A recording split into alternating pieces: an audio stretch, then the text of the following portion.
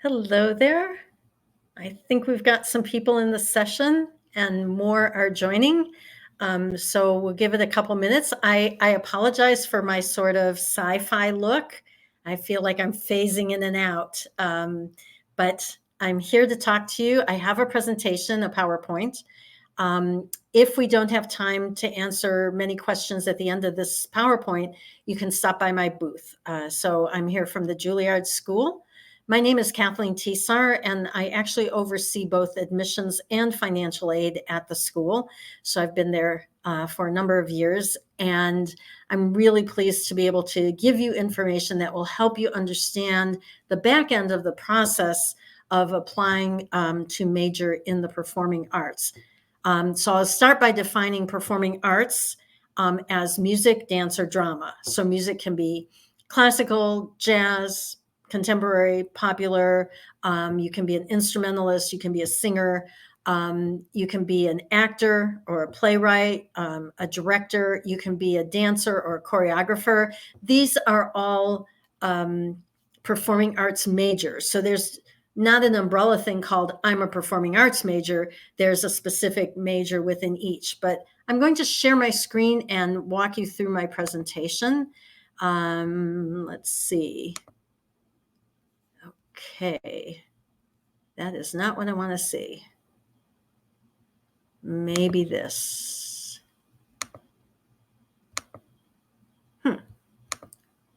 There we go. Okay.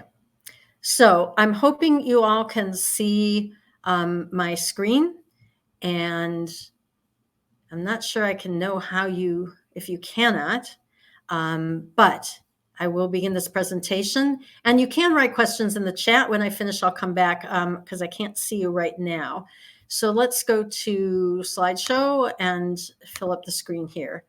So as I said, my name is Kathleen Tisar, and I do work at Juilliard. My background is as a musician. So I was a professional violinist for a number of years, and now I'm an administrator.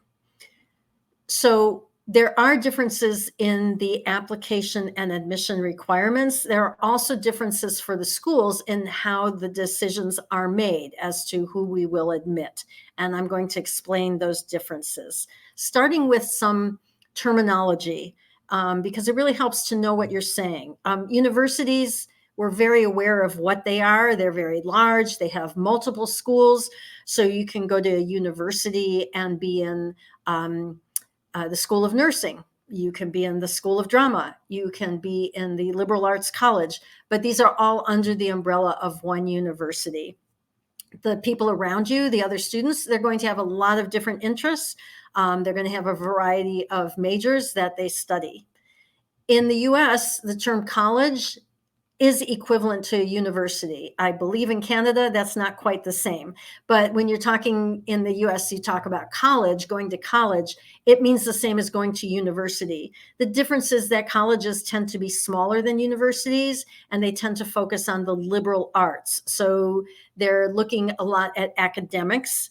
But again, if you're attending a college, you will have students around you with different majors, different interests, etc. Conservatories are very small, and they're very, very focused. Juilliard is a conservatory. So everyone at Juilliard is focused on their art form and getting better at their art form so that they can have a career in the arts. So you don't have the diversity of interest that you would have at a university or college, because you're surrounded by dancers or by actors or by musicians. So it's very intensely focused. But again, there are different advantages to the different types of schools, and it's up to you to do your research and decide where is a good fit for you. When you go to a university in any country, your goal is to get a credential. That's the degree. So when you're looking at schools in the US, you're going to find 4 common degrees. The first one, the Bachelor of Arts or BA degree, is a liberal arts degree. Now you can be a drama major in a BA program or a music major in a BA program.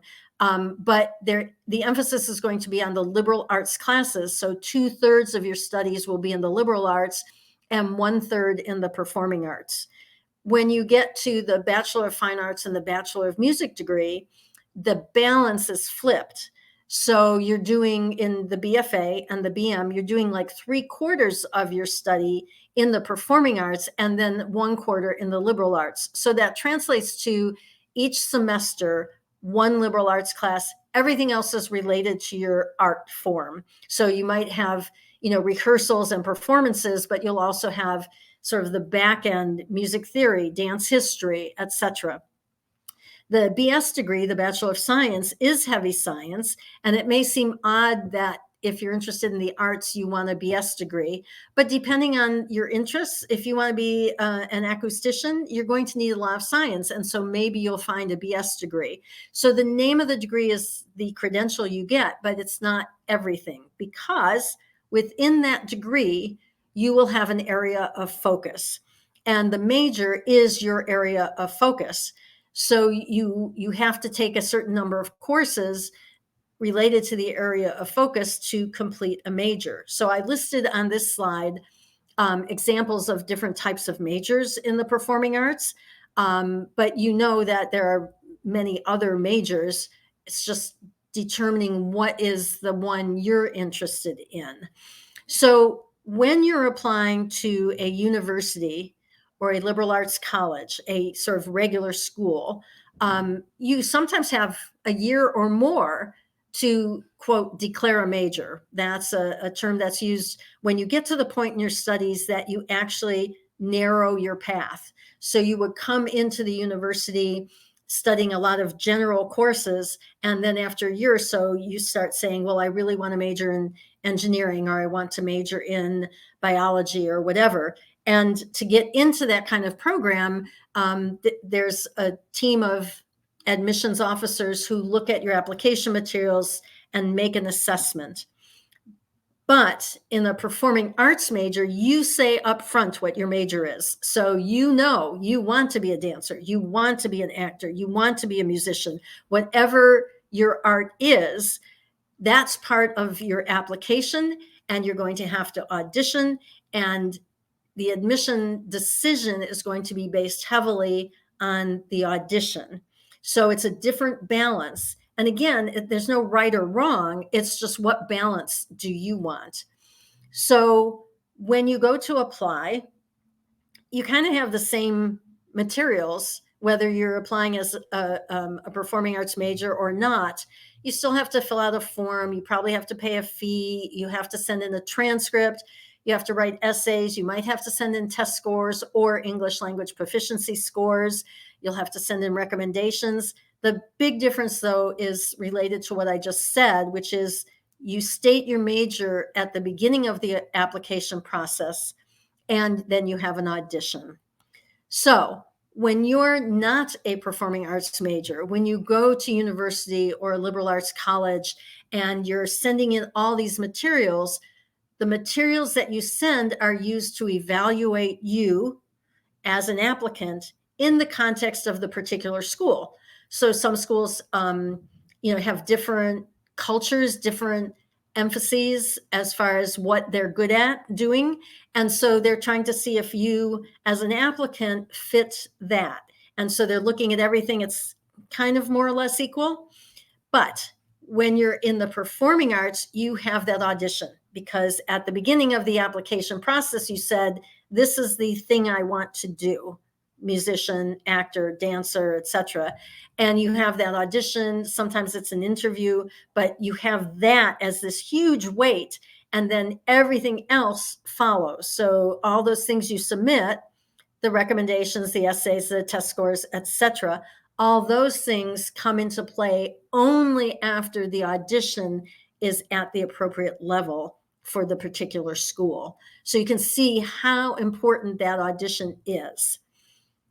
So therefore, you need to know the timeline. So if you are currently going, well, not currently, if you're going to be in your last year of secondary study this fall, so right now you're in your second last year, and then starting in August or September, you go into your last year of secondary study, okay? So you need to be applying particularly if you're doing a performing arts major, sometime around September or October.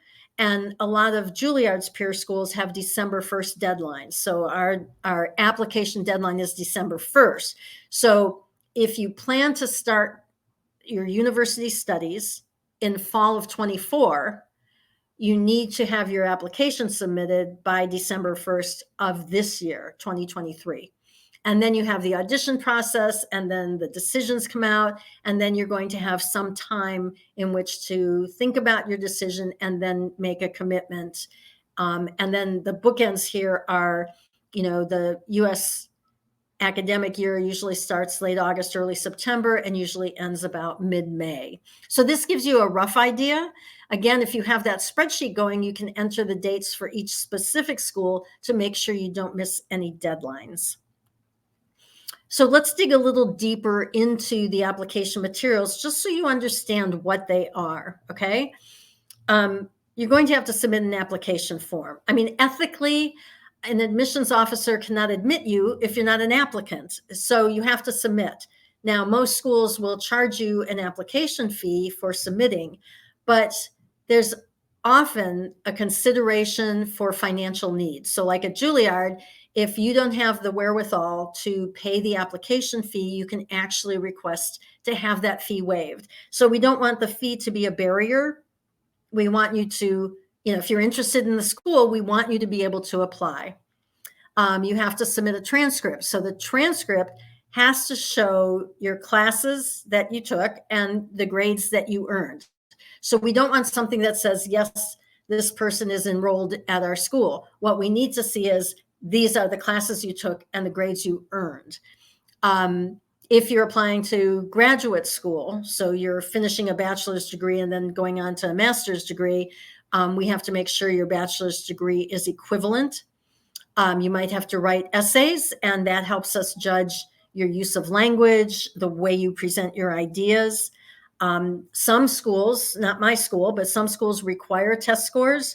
Juilliard only requires them if you're homeschooled, but you might encounter this in other schools. And again, you have a spreadsheet where you can track all this. If your native language is not English, you are going to have to provide some sort of English language proficiency test score, and different schools accept different tests. You don't have to just just assume it's TOEFL. You might have other options, etc. You're going to have to submit recommendations. So there might be a difference between an academic recommendation and an artistic recommendation. So if you're applying as a performing arts major, it's pretty intuitive that an artistic recommendation is going to talk about how you are as an artist. So for instance, if you're a dancer, your dance coach would write a recommendation explaining how you are as a dancer, maybe how you've developed, some of your strengths, maybe some of your weaknesses. If the school also requires an academic recommendation, that is supposed to address your academic proficiency. In other words, how you are in the classroom. Do you participate in discussions? Do you turn in your homework? Do you think in class?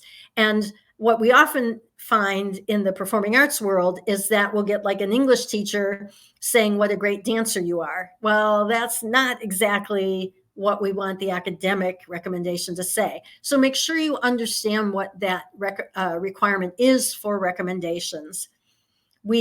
Schools often ask for resumes. A resume is not a program bio. So when you're performing, let's say you're performing a concerto, a violin concerto with an orchestra, in the program, there's a lovely paragraph or two that talks about your background, okay? That's a bio. That's a program bio. On a resume, we just want bullet points. Here's where I studied. Here's who my teachers are. Here's where I've, what solos I've done or what recitals or performances, etc. The reason is that when the admissions committee is reviewing, they want to be able to scan it quickly, and bullet points help us do that. So if you send in a program bio, it's the wrong kind of format for the information we need. And then there's something called pre-screening. So going back to the fact that you often pretty much inevitably have to audition as a performing arts major, there might be a pre-screening round before you get invited to audition. And each school will have different requirements, and you have to do your research. Spreadsheet, that's where you can put all the information on, okay? So just a little deeper information if you're not a US citizen, okay? So English language proficiency often comes up, and you really have to, do the research and meet the deadlines. So a common error that we see at Juilliard is, we say, okay, we need your ELP test score, so TOEFL, IELTS, Cambridge, saying we need that by December 15th. And the applicants are like, oh, well, there's not a test available until January 5th. Well, you should have been looking ahead of time because this is part of your application. Because our applicants are performing artists, sometimes it's assumed that, oh, if I do a great audition, I'll be admitted even if my English language proficiency is not very strong. That's not true, okay? And then sometimes we deal with a reluctance on the part of applicants to report their scores. They're like, oh, it's not good, I'll take the test again. But this process is like who you are. And if you took an English language proficiency test and you showed a certain level, that's honest and you should submit that. If you take the test again and improve, submit that too. But you are required to submit it, not to make your own decision that it's not worth submitting. It is required. There are also some adjustment challenges. When you come to school in the US, you should be prepared for maybe slightly different approaches to academic work and what you're supposed to do in your academic classes. And there might be cultural differences. So it's important to be aware of that. And at US schools, there's a lot of support for students on our campuses. I actually am not familiar with this side of things in Canadian universities. But in the US, I know many, many, many schools have like a writing center. So you might be a native English speaker, but you might be having trouble with a research paper. You can go to the writing center. As a performing artist, you might want some help with developing your resume or reaching out for grants, and the Career Center can help you. Health and counseling services at a place like Juilliard, where we have performers. Physical health is really, really important, and so is mental health, because the intensity of the training is so great. So we support you. So you can find on most campuses, not just Juilliard, but health services, counseling services, mental health, physical health. Juilliard has a nutritionist. We have physical therapists. So all of these things are available. And then there's just the social side, the student groups.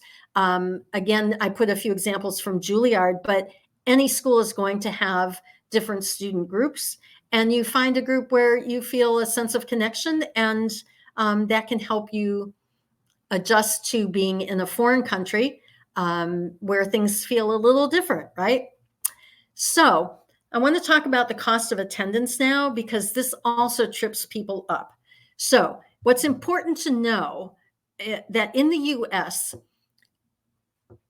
when schools receive money from the US federal government, we have certain requirements. And one requirement is that we have to post the total cost of attendance, okay? So it costs you tuition to come to a school. It costs you money to live and to eat.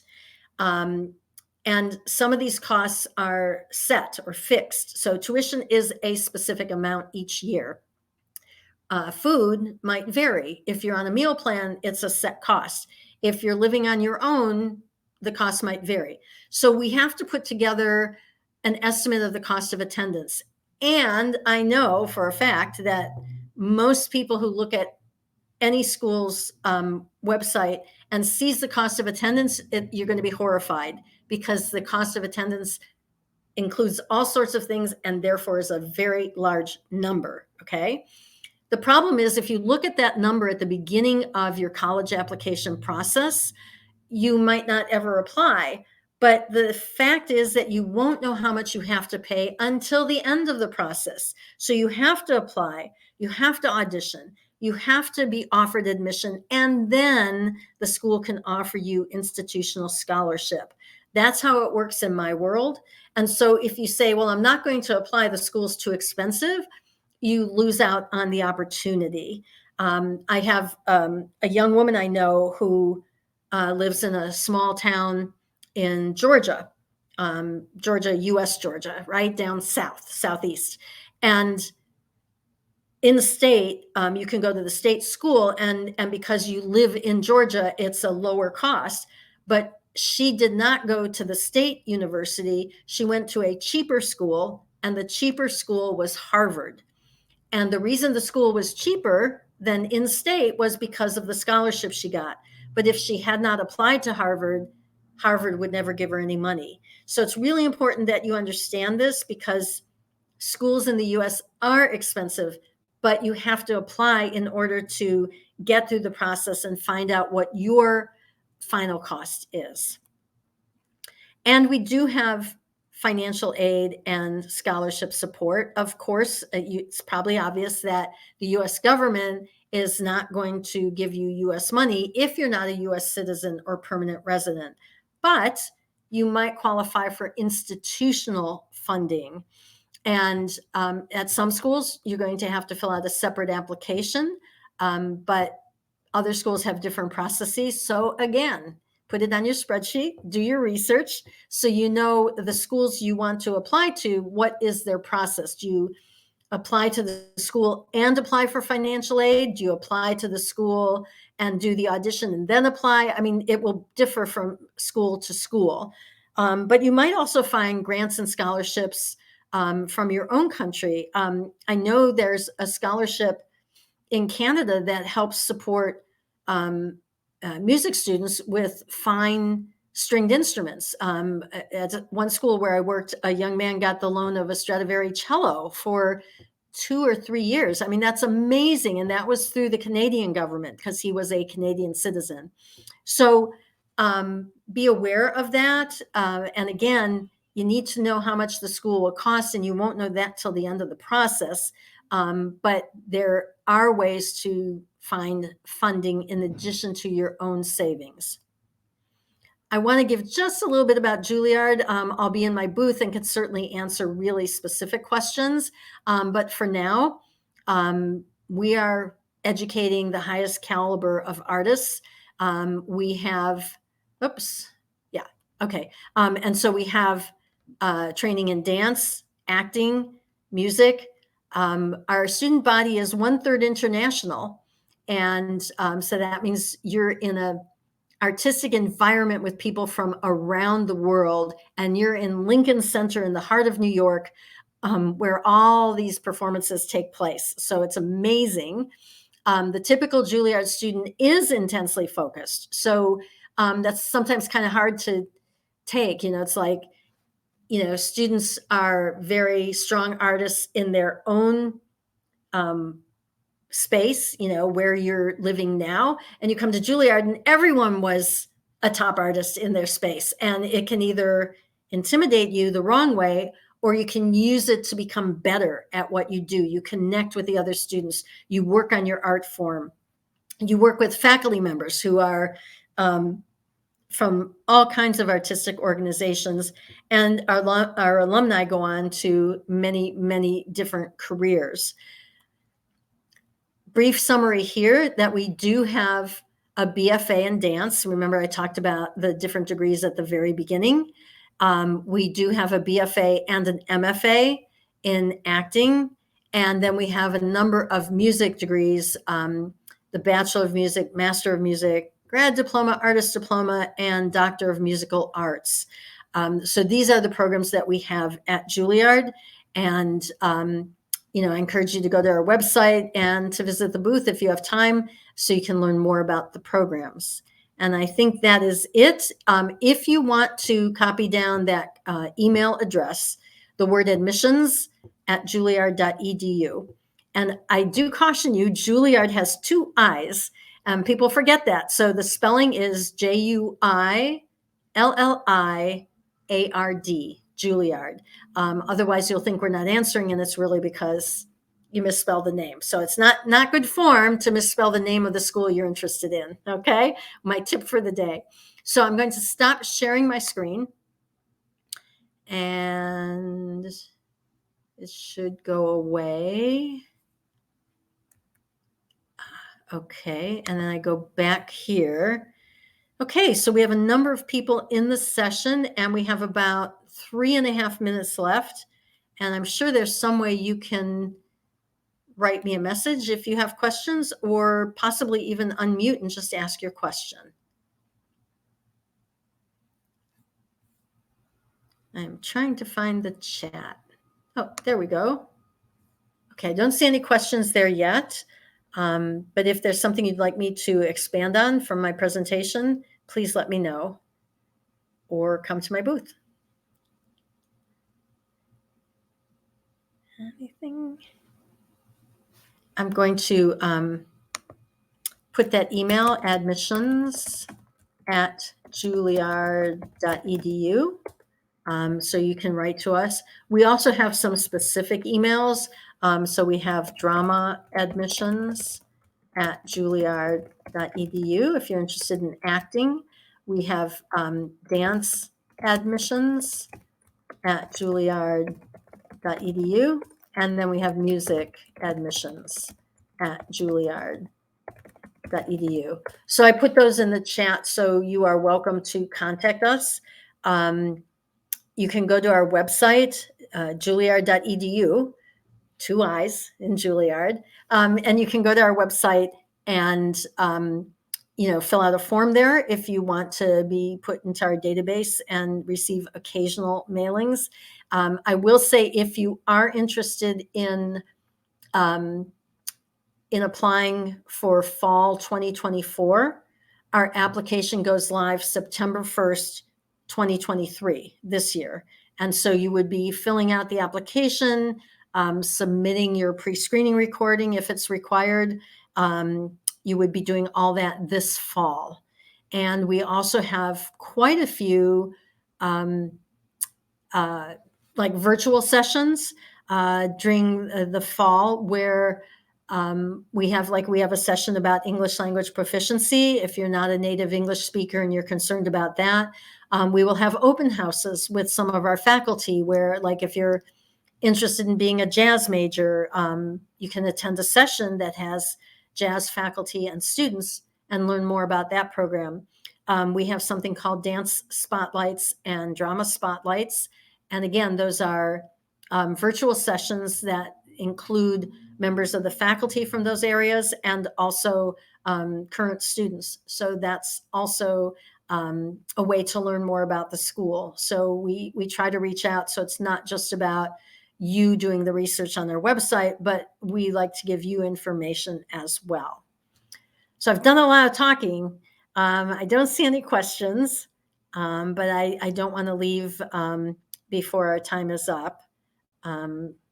So that if you do have questions, I can answer them while I'm here. And again, this weird thing is kind of strange here. I'm sort of disappearing, but this is the Juilliard building. And this photo was taken from Lincoln Center Plaza.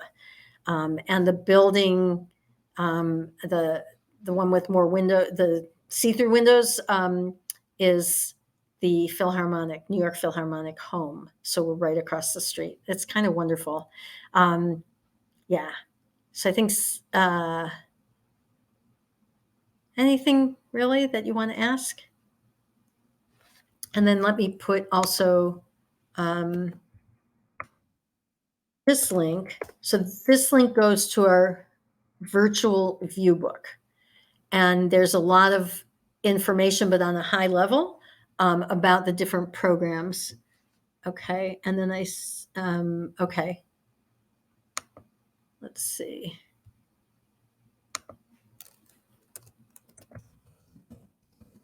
So I think with that said, looks like we can move on. And for me, that means going back to my booth and hopefully seeing some of you there. So thank you for listening. I hope the information was useful, and you've got contact information so you can reach out to our office and ask questions. All right. So thank you all, and I hope to see you in my booth.